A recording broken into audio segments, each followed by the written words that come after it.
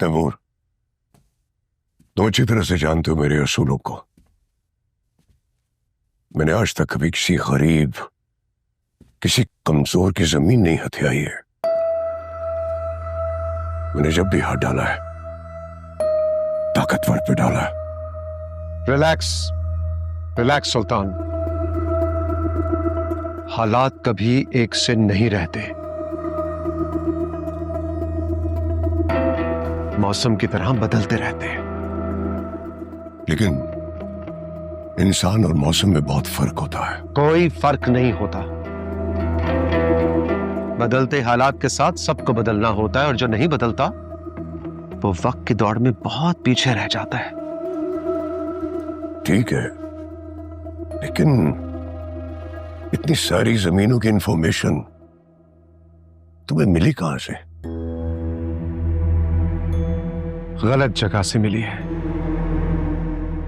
जबकि तुम्हारे एंड से मिलनी चाहिए थी।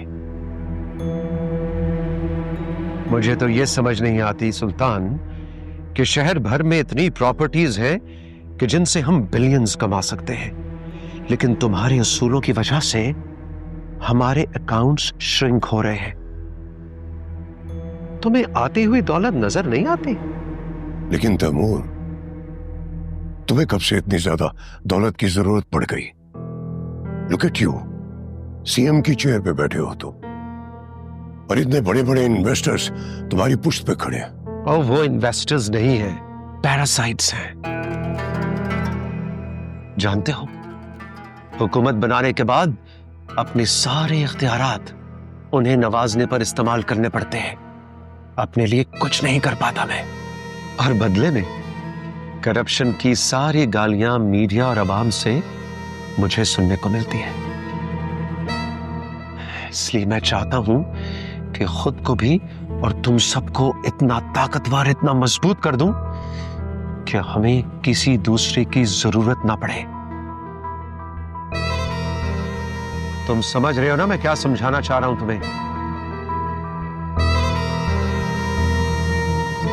समझ गया, समझ गया।